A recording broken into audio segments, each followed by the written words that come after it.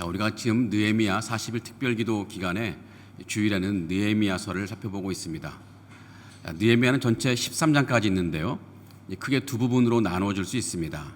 전반부는 1장부터 7장까지, 여기서는 주로 예루살렘 성 재건에 대한 내용이 다뤄지고 있습니다. 후반부는 8장부터 13장까지인데요. 여기서는 이스라엘의 신앙 회복에 대한 내용이 다루어지고 있습니다. 자, 오늘 본문 느헤미야서 8장은요, 느헤미야 시대에 이스라엘 백성의 신앙 회복의 첫 단추가 채워지는 장면입니다.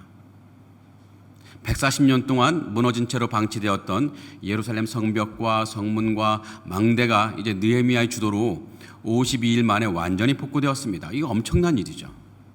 또한 포로로 끌려갔던 많은 백성들이 다시 3차에 걸쳐서 이스라엘로 돌아왔습니다.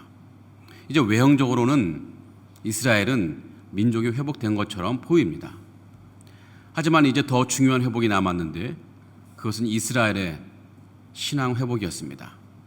왜 신앙 회복이 중요하냐면 이스라엘이 나라가 망하고 백성이 포로로 끌려간 것은 하나님을 향한 그들의 신앙이 와르르 무너졌기 때문이었습니다. 하나님과의 관계가 끊어졌기 때문이었습니다.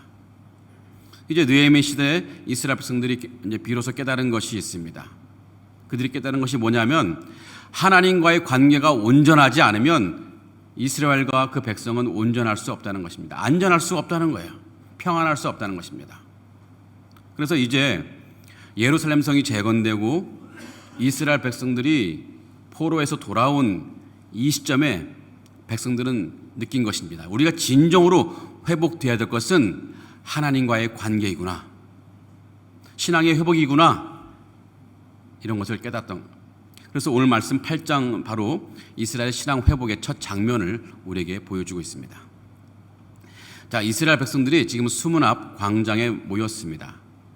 자, 수문이라고 하는 것은 예루살렘 성에서 복구된 10개의 문 가운데 하나인데요. 예루살렘 성 안에서 사용되는 물이 샘이 바깥에 있거든요.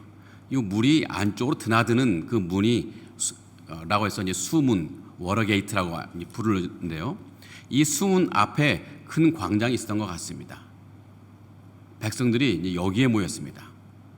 자, 그런데 백성들이 언제 모였느냐 하면 7째 달 초하루, 즉 7월 1일이라고 말합니다. 여기서 7월 1일은 우리의 7월 1일이 아니고 유대 달력상 7월 1일인데 우리 달력으로 보면 10월 8일에 해당되는 날짜입니다. 이 날은 유대인들의 그 중요한 명절 중에 하나인 나팔절이 시작되는 날이었습니다. 자, 그런데 이 날짜 관련해서 중요한 사실 하나를 체크해야 되는데 그것은 예루살렘 성 재건이 완료된 시점이 언제냐면 6월 25일이었습니다.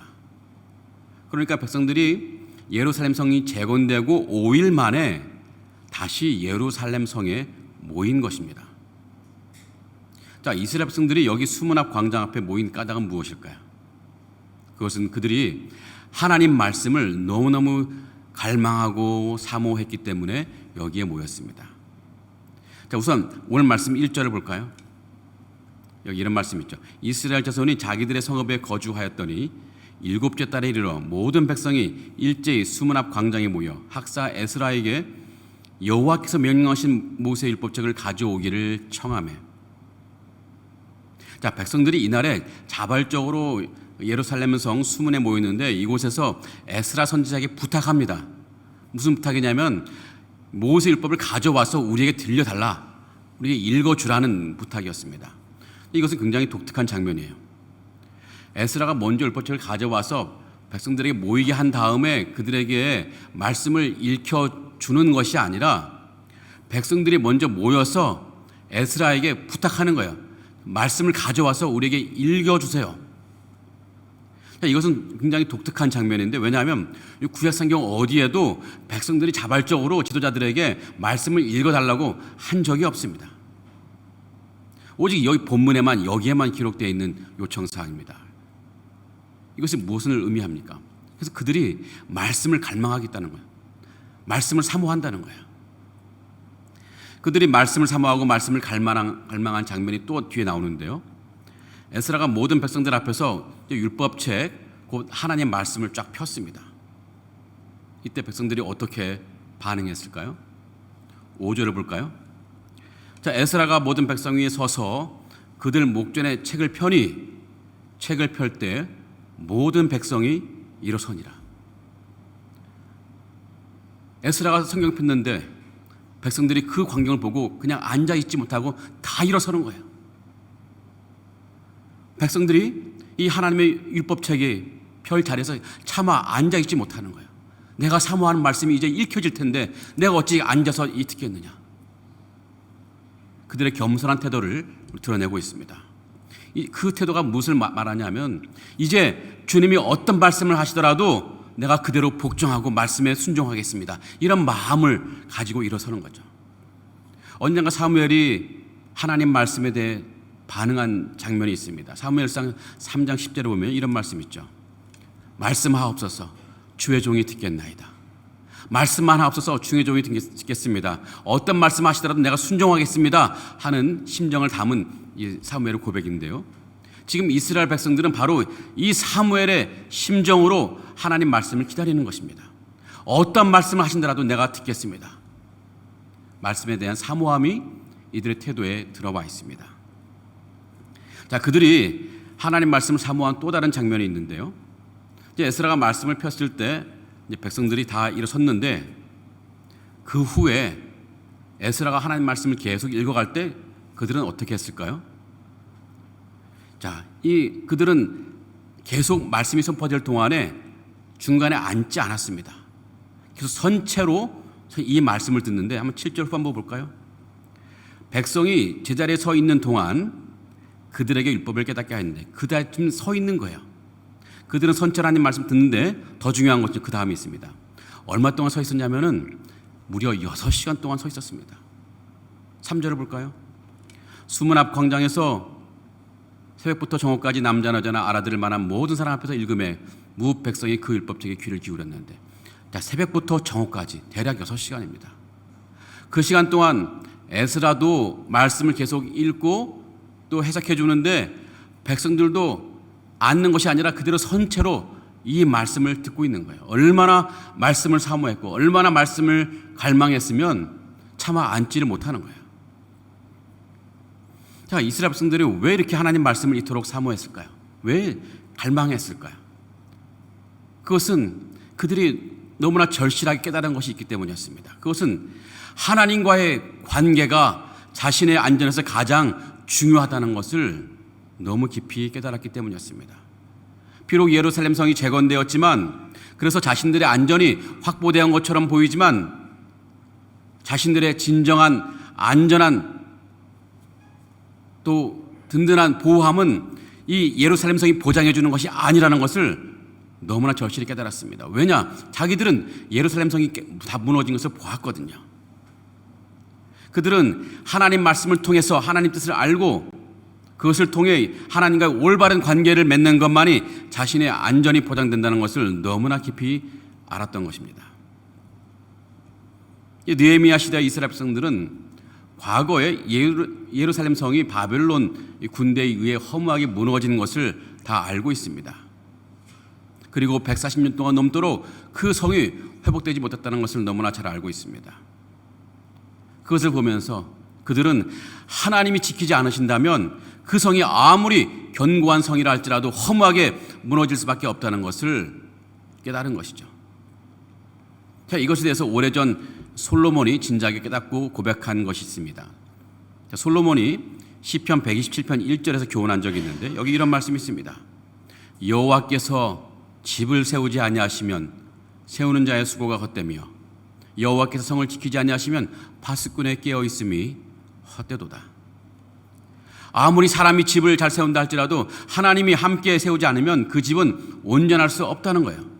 또 아무리 파수꾼이 성을 잘 지킨다 할지라도, 수많은 파수꾼이 그 성을 지킨다 할지라도 하나님이 그 성을 지키지 아니하신다면 그 성은 무너질 수밖에 없다는 솔로몬의 고백입니다. 이것은 지금 성에 대한 이야기를 하는 것이 아닙니다. 또 집에 대한 이야기를 하는 것이 아닙니다.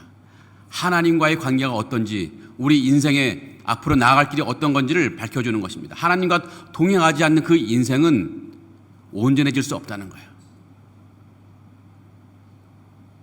이제 느헤미야 시대 이스라엘 백성들은 무너진 예루살렘 성을 보면서 절실히 깨달았습니다.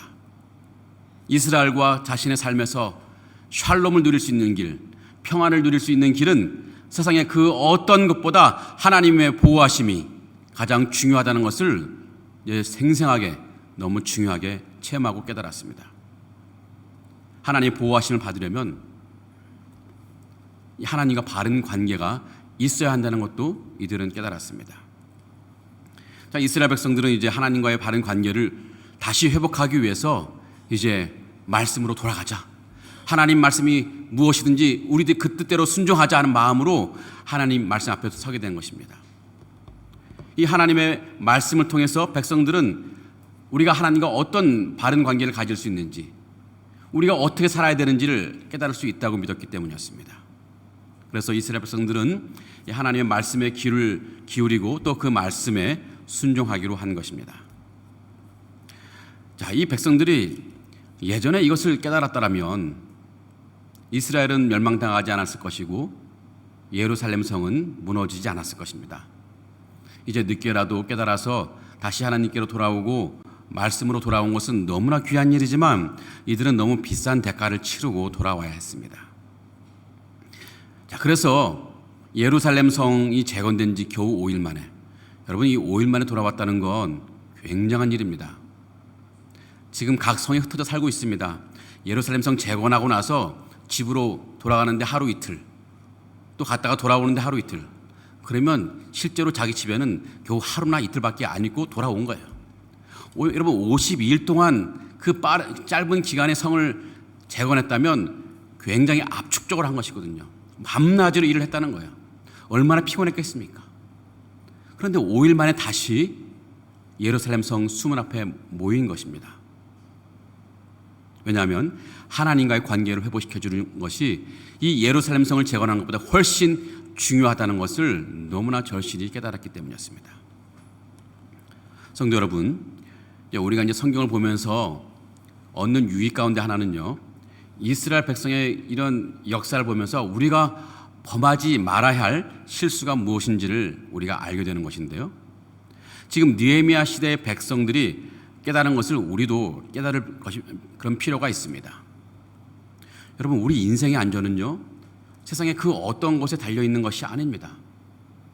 세상 모든 역사와 만물을 다스리시는 하나님과의 바른 관계를 유지하는 것이 여러분 진정한 안전의 길이라는 것을 우리는 구약 역사를 통해서 우리는 보았습니다. 하나님이 함께 하시는 인생은 어떤 위험한 상황에서도 안전할 수 있지만 하나님이 없는 인생은 어떤 평안한 길에서도 위험할 수가 있습니다. 그래서 세상 사람들은요, 자신의 안전을 위해서 나름대로 예루살렘 성을 세웁니다. 어떤 사람은 물질이라는 예루살렘 성을 세우고요, 어떤 사람은 자신의 안전을 위해서 권력이라는 성을 쌓기도 합니다. 또 어떤 사람은 자신의 안전을 위해서, 자신의 행복과 평안을 위해서 인간관계라는 이 성을 쌓기도 합니다. 그런 성을 쌓는 것이 자신의 삶을 풍요롭게 하고 안전하게 하고 행복하게 할 줄 믿고 있기 때문입니다. 그러면서 사람들은 오래전 이스라엘 백성들이 실수했던 것처럼 하나님과의 올바른 관계를 소홀히 하는 것이죠. 당장 눈에 보이는 예루살렘 성이 자신의 안전을 보장해 줄 것이라고 믿는 것입니다. 자, 그런데 심지어 우리 성도들 가운데서도 자신의 예루살렘 성을 견고하게 쌓는 데 마음이 뺏긴 사람들이 많이 있습니다.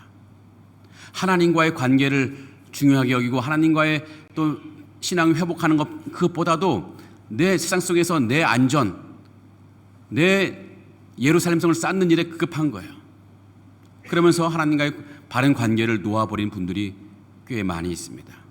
마땅히 하나님 앞에 나와야 될 시간에 하나님 앞에 나오지 않고, 마땅히 하나님께 드려야 할 헌신을 하나님께 드리지 않고, 마땅히 하나님과 친교를 나눠야 될 그 모든 관계를 다 내려놓고 엉뚱한 곳에서 내 마음과 물질과 시간 모든 것을 빼앗겨버리는 거예요. 예전에 어떤 성도님을 만난 적이 있는데요, 그 성도님은 부모로부터 아주 엄격한 신앙을 배웠습니다. 그 세상의 것을 잃어버리면 조금 잃는 것이지만 하나님을 잃어버리면 다 잃어버리는 것이다 라는 교훈을 받았습니다. 세상의 것을 얻기 위해 하나님의 관계를 소홀히 하는 것은 인생의 엄청난 소탐대실이다. 작은 것을 얻으려 큰 것을 잃어버리는 행위다. 이런 교훈을 어려서부터 귀가 따갑도록 배웠습니다. 또 그러다 보니까 자신의 평생 신앙의 모토가 되고 삶의 모토가 된 것입니다. 그래서 그분은 하나님의 부모님의 신앙을 따라서 그렇게 하나님 위주로 살아왔는데 때로는 삶의 어려움이 분명히 있긴 했지만 그때마다 하나님께서 피할 길을 열어주시고 또 자신의 삶에 은혜를 주셔서 삶을 보호해 주시는 은혜를 수없이 경험해 왔다고 고백하는 것을 제가 들었습니다. 사랑하는 성도 여러분, 예루살렘 성이 무너진 것은요, 그 성이 견고하지 않아서가 아니었습니다. 아주 견고했습니다. 하지만 그 성이 무너질 수밖에 없었던 것은 하나님과의 관계가 바르지 않았기 때문에, 그래야 하나님의 보호의 손길에서 벗어났기 때문에 이스라엘이 무너지고 예루살렘 성이 무너질 수밖에 없었던 것입니다. 우리가 무엇을 배울 수 있습니까?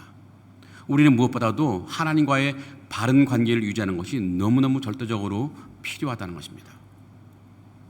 그래서 잠언에서 어떤 잠언 기자는 우리에게 좋은 교훈을 주는데요. 잠언 18장 10절에 이런 말씀이 있습니다. 여호와의 이름은 견고한 망대라. 의인은 그리로 달려가서 안전함을 얻느니라.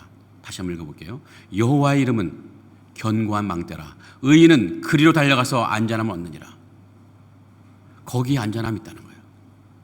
다른 곳에 안전함이 있는 것이 아니라 주님께 달려가는 것, 주님 앞에 있는 것, 주님과 함께하는 것이 우리 인생의 가장 큰 안전함이라는 것입니다.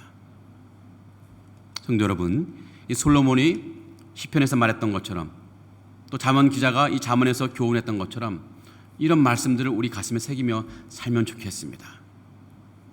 우리도 언젠가 인생이 다 지나간 후에 비슷한 고백을 할 것입니다. 하나님만이 나의 안전이다. 하나님께 달려가는 것이 나의 안전함이다. 여호와 하나님께서 나와 함께하지 않으시면 내 인생은 안전하지 않다라는 고백을 하게 될 텐데, 그것이 두 차원의 고백이 있어요. 한 차원은 후회함의 차원인데, 내가 인생을 실패하고 보니까 맞아, 정말 하나님만이 나의 안전한 망대야. 하나님이 성을 지키지 않으시면 내가 아무리 성을 열심히 지킨다 할지라도 그것은 헛된 것이야. 내가 그렇게 헛되게 살아왔어. 이런 고백을 할 수 있고, 어떤 사람은 역시 말씀의 진리는 나에게 딱 맞아. 정말 내가 비록 약하고 수고한 거 없지만 하나님께 의지하고 하나님과 함께 했더니 하나님께서 내 안전함을 지켜주셨고 나를 보호해 주셨구나. 이런 감사함으로 고백하는 두 차원이 있습니다. 여러분은 어떤 차원의 고백을 하시겠습니까? 분명히 여러분은 고백하게 될 것입니다. 하지만 여러분은 기쁨으로 고백할 수 있는 차원의 신앙이 되면 좋겠습니다. 하나님과의 바른 관계를 맺는 것만이 이 세상 그 어떤 것보다 중요하다는 것을 믿으며 그 믿음대로 살아가시는 여러분 되기를 간절히 기원합니다. 자, 그렇다면 우리가 어떻게 하나님과의 관계를 올바르게 세울 수 있을까요? 어떻게 하면 우리 신앙이 하나님 앞에서 올바르게 될 수 있을까? 가장 기본적이고 가장 중요한 길은 하나님 말씀에 귀를 기울이며 또 그 말씀이 내 삶에 뿌리 내리게 하는 것입니다. 자, 오늘 말씀을 보면은 이스라엘 백성들은 에스라의 말씀 선포에 귀를 기울입니다. 6시간 동안 선체로 그 말씀에 귀를 기울입니다. 그리고 그 말씀에 반응하는데요. 어떤 반응을 보였습니까? 첫 번째로는 그들은 그 말씀을 듣고 울어버립니다. 눈물을 흘려요. 9절을 볼까요? 9절 앞부분에 백성이 율법의 말씀을 듣고 다 우는지라. 백성들이 말씀을 듣고 울어요. 펑펑 웁니다. 왜 울까요? 그들은 지금까지 모르고 살아왔는데 말씀을 들어보고 말씀에 귀를 기울이다 보니 자신들이 하나님 앞에 얼마나 큰 죄인인지 비로소 깨달은 것입니다. 내가 지금 살아가는 것이 망한 길이었다는 것을 비로소 깨달은 것입니다. 그래서 하나님, 내가 잘못했습니다. 내가 죽을 죄를 졌습니다. 나를 불쌍히 여겨 주옵소서. 이런 회개를 하는 이 장면인 것입니다. 하나님 말씀이 그들의 마음에 부딪히니까 거기에 모인 사람들이 다 마음에 찔려서 모두 회개하며 울고 말았던 것입니다. 확실히 이 하나님 말씀은요, 사람의 마음을 움직이고 변화시킬 수 있는 힘이 있습니다. 신약 시대 이 오순절 때 이 베드로가 많은 사람들 앞에서 설교를 했습니다. 그때 많은 사람들이 반응을 했는데요. 그 반응이 어떤 모습이냐면 사도행전 2장 37절에 이런 말씀이 있습니다. 그들이 이 말을 듣고 마음에 찔려 베드로와 다른 사도들에게 물어 이르되 형제들아 우리가 어찌할꼬 하거늘. 형제들아 우리가 어찌할꼬. 자, 이 사람들이 어떤 사람들이냐면은 조금 전까지만 하더라도 베드로의 설교를 듣기 전만 하더라도 베드로나 다른 사도들을 막 조롱했던 사람들이에요. 사도들이 방언으로 복음을 전할 때 저 사람들 술에 취했구나 막 조롱하던 사람들이었는데 베드로의 이 강력한 말씀을 듣고 나니까 바뀌어 버렸어요. 마음에 찔림이 왔어. 그래서 베드로에게 묻는 거예요. 형제들아 우리가 이제 어찌하면 좋겠느냐. 우리 마음에 찔림이 있는데 내가 큰 죄인인데 어떻게 하면 좋겠느냐. 베드로의 통해서 하나님 말씀을 들을 때 그들의 마음이 바뀐 것입니다. 변화된 것입니다. 확실히 하나님 말씀은 우리를 변화시킵니다. 만약 우리가 변화되지 않았더라면, 우리가 믿음 생활을 이렇게 오래 했는데도 삶에 아무런 변화가 없다면, 또 신앙이 성장하지 않는다면 그것은 왜 그럴까요? 그것은 하나님 말씀을 듣지 않았기 때문입니다. 귀로는 들었을지 몰라도 내 마음으로는 듣지 않았던 것입니다. 그럼 한 귀로 듣고 한 귀로 흘려 보낼 수 있습니다. 그것은 마음으로 듣는 것이 아니죠. 여러분 밥을 먹더라도 그 먹은 밥을 그대로 뱉어버리면 이 밥의 영양분이 내 몸에 흡수되지 않죠.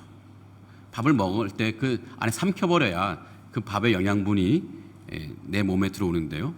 마찬가지로 말씀을 들을 때 삼켜야 됩니다. 이 말씀을 깊이 생각하며 묵상하는 거예요. 말씀을 읽을 때 그냥 뭐 지식 차원이나 정보 차원의 그런 것들을 얻기 위해서 읽는 것이 아니라 이 말씀이 정말 하나님의 말씀이다 확신하고 이 말씀을 차근차근 묵상하며 읽어가는 것입니다. 그런 면에서 성경을 많이 읽는 것 중요하지만 조금이라도 깊이 묵상하면서 읽는 건 너무너무 중요합니다. 이렇게 마음으로 듣고 마음으로 읽을 때 또 그 말씀을 묵상하면서 그 말씀에 내 마음을 비춰봐서 그 말씀이 나의 삶에 문제가 있다는 것이 드러나면 내 삶을 고치려고 노력하는 것, 그것이 말씀을 마음으로 받아들이는 것입니다. 그렇게 되면 그 말씀은 우리 안에 심겨져서 우리를 변화시켜 주실 것입니다. 자, 이스라엘 백성들이 말씀을 들을 때 또 다른 반응을 보였습니다. 그들은 말씀을 듣고 즐거워했는데요. 12절을 볼까요?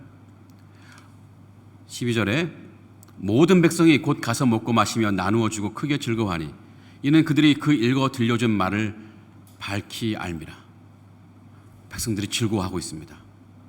자, 에스라가 선포한 이 하나님의 율법을 통해서 백성들은 처음에 자신의 죄를 깨닫고 슬퍼하며 울었습니다. 그때 이제 느헤미야가 말합니다. 10절에서 근심하지 말라. 여호와로 인하여 기뻐하는 것이 너희의 힘이니라. 여호와로 인하여 기뻐하는 것이 너희의 힘이니라. 자, 여호와로 인하여 기뻐한다는 것은 이 말은 여호와를 사랑한다는 것입니다. 내가 누군가를 위해서 누군가 때문에 기뻐합니다. 그러면 그것은 내가 그를 사랑한다는 것입니다. 여러분들은 자녀들을 볼 때 얼마나 기뻐합니까? 자녀들을 사랑하기 때문에 그런 거죠. 자, 자녀들을 사랑한다는 것인데, 하나님을 사랑한다는 것인데, 그것은 하나님과 온전한 관계가 형성된다는 것입니다. 그것이 하나님과 온전한 관계가 형성된다는 것이 이스라엘 백성들에게 힘이 된다는 것인데, 여기서 힘이라고 하는 단어는 원문을 보면 요새, 성체, 강한 성, 이런 의미가 있습니다. 외부 세력이 막 밀려 들어온다 할지라도 나를 든든하게 보호해줄 요새, 성체 같은 것인데요. 그러게 여호와를 기뻐하는 것이 너희의 힘이라는 말은 하나님과의 관계가 온전해지면 하나님의 온전한 보호를 받을 수 있다는 것입니다. 자, 백성들이 이것을 깨달았어요. 이것을 깨닫고도 보니까 이제 슬픔을 넘어서 기쁨으로 나아간 것입니다. 자신의 죄가 커서 하나님의 보호를 받을 수 없는 그런 형편이었다는 것을 알 때 너무나 슬프지만 이제 또 한 단계 넘어가서 이제라도 하나님께 돌아와서 하나님을 사랑하면 그 죄가 용서받고 하나님의 돌보심 속에 살아간다는 것을 깨달았을 때 그때 이제 백성들은 기뻐하고 즐거워할 수 있었던 것입니다.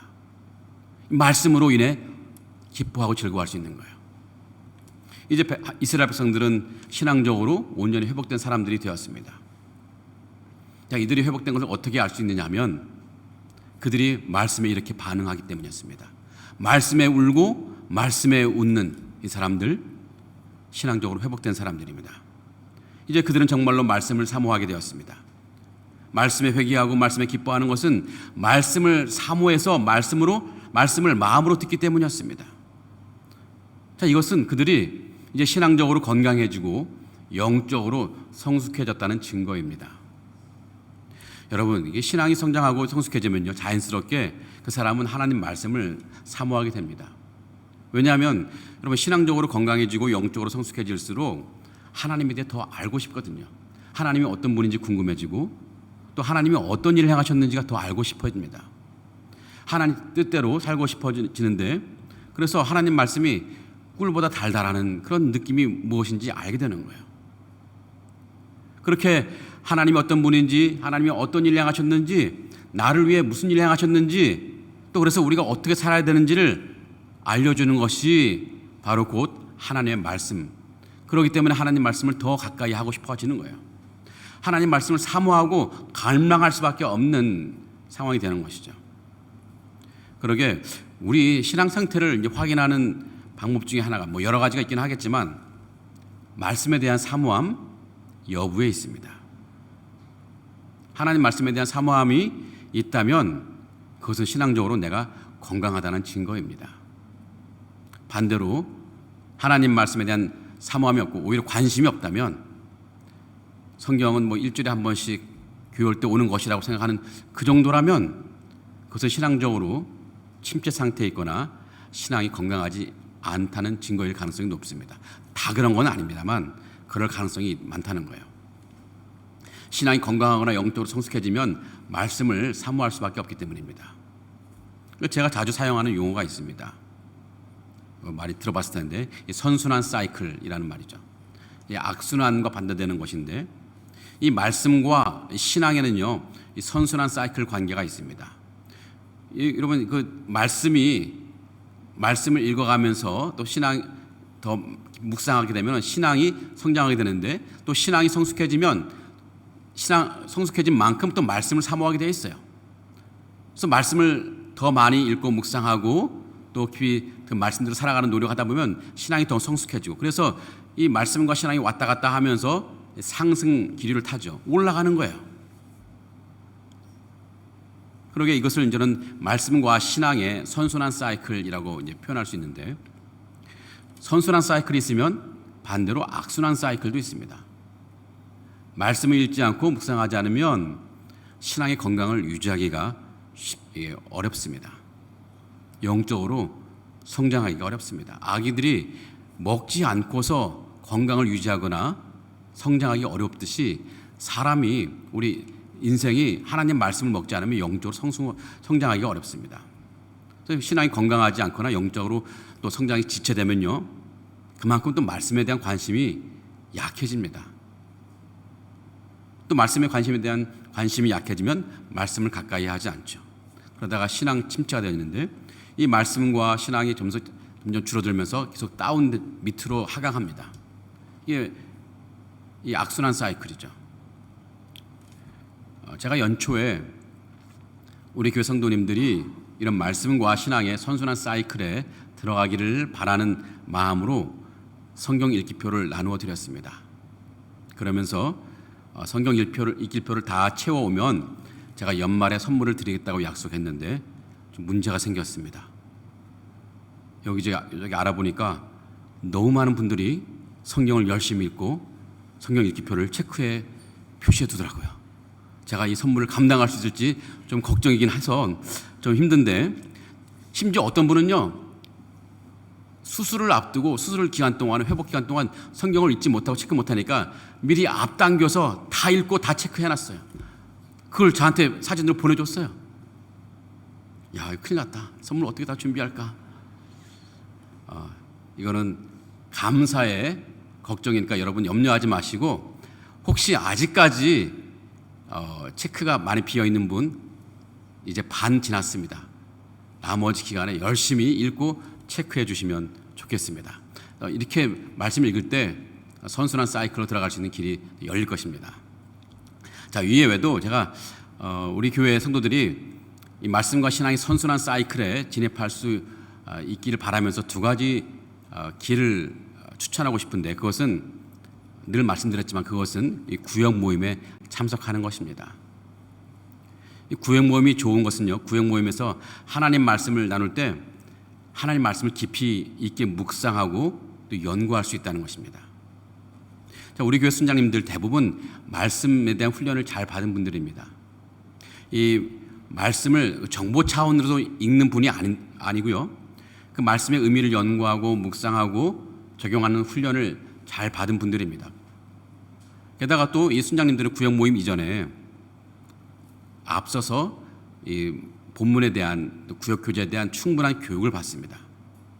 그 배운 것을 토대로 순장님들 또 말씀을 연구해서 구역의 순원들과 나누는데요, 이렇게 일주일에 한 번 성경의 특정 본문을 세밀하게 살펴보고 그 말씀을 묵상하고 연구하고 그 말씀으로 내 삶을 돌아보는 시간을 갖는다면 신앙이 건강해질 수밖에 없습니다. 영적으로 성장할 수밖에 없습니다. 이왕 구역 모임에 참여하시는 분들이 있다면 여러분 그 시간을 건성건성 참여하지 마시고 집중력 있게 참여하시기 바랍니다. 그 본문은 내가 정말 내 보약으로 삼겠다 하는 마음으로 그 시간에 집중하시고 그 말씀을 차근차근 깨물어 드시면 좋을 것 같습니다. 자, 두 번째는요, 날마다 큐티하는 것도 말씀과 신앙의 선순환 사이클에 진입하는 너무나 좋은 길입니다. 날마다 큐티하게 되면요, 어느 순간에 말씀이 정말 꿀처럼 달아질 때가 있으면, 물론 처음에는 굉장히 힘이 들어요. 하지만 참고 인내하면서 계속 큐티를 하다 보면요, 어느 순간에 점프하는 때가 있습니다. 이 헤겔이라는 철학자가 양질 전환의 법칙이라는 말을 한 적이 있는데, 이것은 뭐냐면 양이 어느 정도 축적이 되면 갑자기 질적으로 바뀐다는 거예요. 마치 이것은 이게 물을 끓일 때 100도 이전에는 그냥 물만 온도가 올라가요. 양만 계속 바뀌는데 100도가 되면 그 이후부터는 상태가 바뀌죠. 액체에서 기체로 바뀌어버리죠. 이것이 양질 전환의 법칙이라고 하는데 마찬가지입니다. 우리가 어느 정도 이 큐티를 계속 말씀을 읽다 보면은 처음에는 그냥 뭐 아무런 변화도 없네, 이런 느낌이 들지만 어느 순간에 축적될 때는 이게 내가 말씀을 통해서 확 바뀌어버리는 놀라운 변화를 경험하게 됩니다. 자, 그때를 기다리면서 내게 이 큐티를 계속하면 좋을 것 같습니다.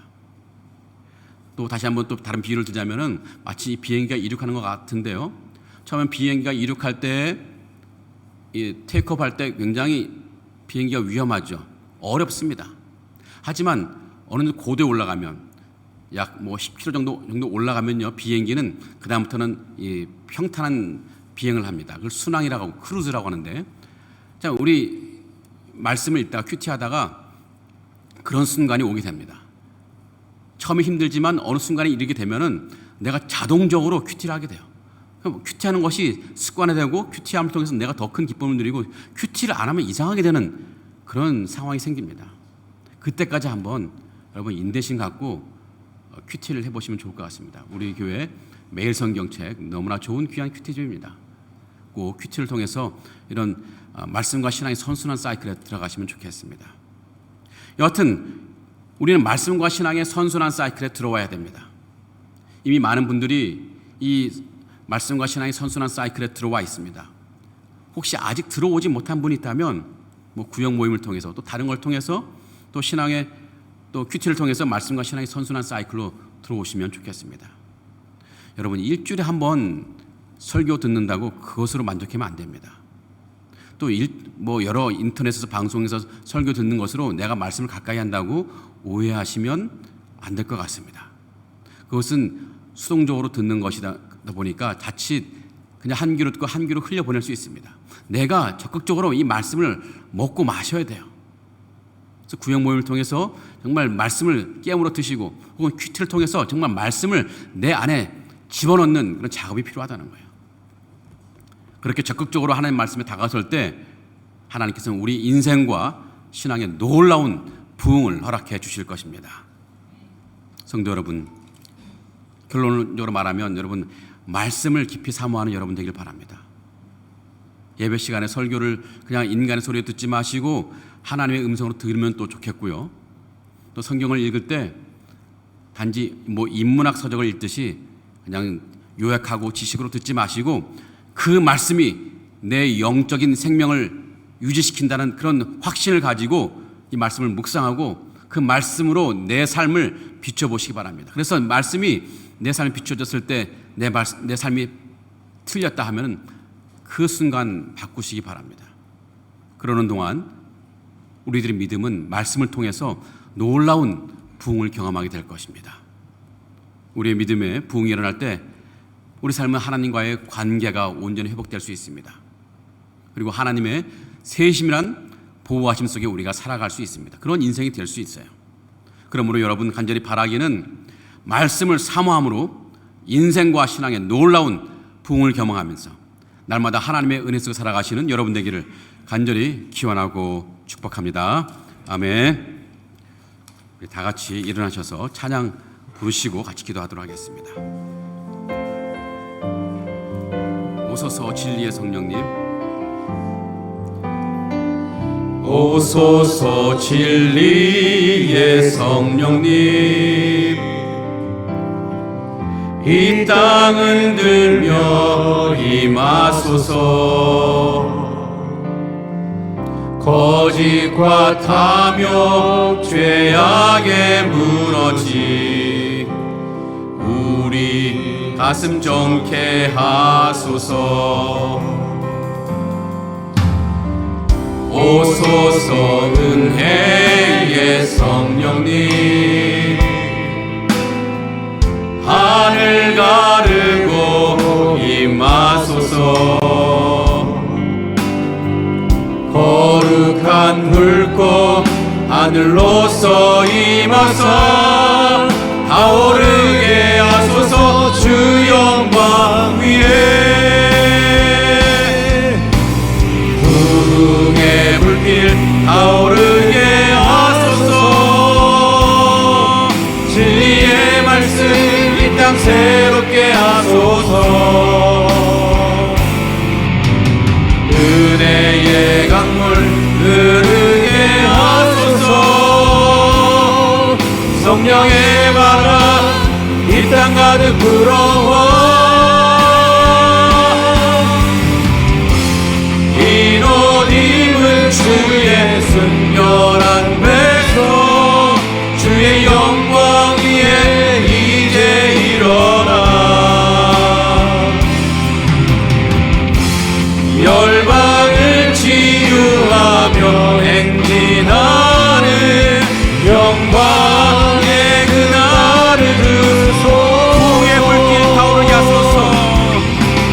부흥의 불길 타오르게 하소서.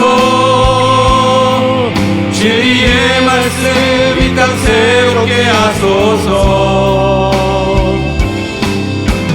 은혜의 강물 흐르게 하소서.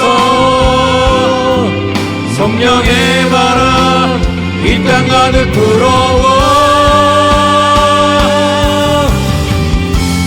흰 옷 입은 주의 순결한 백성 주의 영광 위에 이제 일어나 열방을 치유하며 행진하는 영광의 그날을 주소서. 아멘. 아멘. 우리 합심도 제목 같이 읽고 기도하도록 하겠습니다. 합심도 제목입니다. 시작. 우리 안에 말씀을 사모하는 마음을 주시고 말씀에 순종하여 날마다 믿음의 부흥과 삶의 회복을 경험하게 하옵소서. 아멘. 우리 교회가 말씀으로 더욱 충만해져서 그 말씀으로 세상을 변화시키는 하나님 도구로 온전히 쓰임받게 하옵소서. 아멘. 모든 성도들이 언제라도 자유롭게 예배하고 기도하고 훈련받고 사역하기에 합당한 예배 주소를 허락하여 주옵소서. 아멘. 이런 기점을 가지고 저를 따르면 주님 부르시고 기도하겠습니다. 주여 은혜를 주옵소서. 주여 은혜를 주옵소서. 함께 기도하겠습니다. 존귀하신 하나님, 이 시간들 간절히 구하고 원합니다. 하나님, 예배의 시절 이스라엘 백성들이 예루살렘 성이 자신들을 보호하는 것이 아니라 하나님이 보호하신다는 것을 깨닫고 다시 하나님 말씀에 서는 것을 보았습니다. 그 말씀 앞에서 얘기하고 그 말씀 앞에서 구원의 꼴 누리며 부흥의 은혜를 누리는 걸 보았습니다. 주님, 우리도 그들이 누렸던 부흥의 은혜를 누리기를 소원합니다. 말씀을 사모하기를 원합니다. 말씀을 통해 우리가 편안하고 영적으로 익숙해지기를 원합니다. 우리가 세상에 어떠하든 주님 은혜 안에 살며 안전에 살아가는 인생 될 수 있도록 우리를 축복해 주시옵소서. 하나님, 세상이 어떠하다 할지라도 주님만 붙들고 주님 말씀 속에 거하며 주님 말씀을 순종하겠다는 마음으로 주님 따라가는 인생이 되게 하여 주시옵소서. 하나님, 연약하고 부족한 것들 너무 많습니다. 하나님, 우리에게 공의 은혜를 베풀어 주시고 그 말씀 은혜를 베풀어 주셔서 말씀 속에서 주님의 보호하신 말씀을 인생 전진 되도록 인도해 주옵소서. 살아계신 하나님, 우리가 예배 주소를 위해 우리가 예배 40일 특별제를 올려드리고 있습니다. 우리의 간절한 마음 모아 주님이 기도할 때마다 주님께서 은혜 주신 줄 믿습니다. 막혔던 것이 열리고 높았던 담이 무너져서 오직 우리 교회 안에 시원에 들어가 열리기를 허락해 주시옵소서. 하나님께서 우리 교회 명하신 귀한 사명을 감당하는 교회가 될 수 있도록 축복해 주시옵소서. 더불어 이 시간에 우리 성도들의 삶과 신앙의 부흥이 있게 도와주시고 성도들의 간절한 기도가 응답되는 역사를 할 수 있도록 하나님 인도해 주시옵소서. 그리하여 하나님, 우리 교회 각 성도들의 마음속의 부흥과 그 삶의 부흥이 일어나게 도와주시고 살아계신 하나님의 역사를 생생하게 경험할 수 있는 귀한 시간 될 수 있도록 하나님 축복해 주시옵소서. 존귀하신 하나님, 느헤미야 시절 이스라엘 백성들이 예루살렘 성이 자신들을 보호하는 것이 아니라 하나님이 그들을 보호하신다는 것을 깨닫고 다시 하나님 말씀 앞에 서는 것을 보았습니다. 하나님 말씀을 사모하고 갈망하며 그 말씀 앞에서 회개하고 그 말씀 앞에서 구원의 기쁨을 누리며 부흥의 은혜를 누리는 것을 보았습니다. 살아계신 하나님, 우리도 그들이 누렸던 이 부흥의 은혜를 누리게 하여 주시옵소서. 말씀을 사모하기를 원합니다. 말씀을 통해 우리가 변화되고 영적으로 성숙해지기를 원합니다. 그리하여 세상이 어떠하든지 간에 어떤 시련이 오고 어떤 유혹이 온다 할지라도 주님의 은혜 안에서 안전하게 살아갈 수 있는 우리 인생 될 수 있도록 축복해 주시옵소서. 살아계신 하나님, 우리가 예배 주소를 위해서 느헤미야 40일 특별 기도를 하고 있습니다. 우리의 간절한 마음을 모아 주님께 기도할 때 주님께서 분명히 은혜 주실 줄 믿습니다. 막혔던 것이 열리고 높았던 담이 무너지며 오직 우리 교회 앞에 시온의 대로가 열 줄 믿습니다. 하나님께서 우리에게 맡겨주신 귀한 사명을 감당할 수 있는 교회가 될 줄 믿습니다. 하나님, 이 은혜를 우리에게 허락해 주시옵소서. 더불어 이 기간 동안에 우리 성도님들의 삶과 신앙에 놀라운 풍이 있게 도와주시옵소서. 또한 성도들의 간절한 기도가 응답되는 귀한 부흥의 시간 될 수 있도록 축복해 주시옵소서.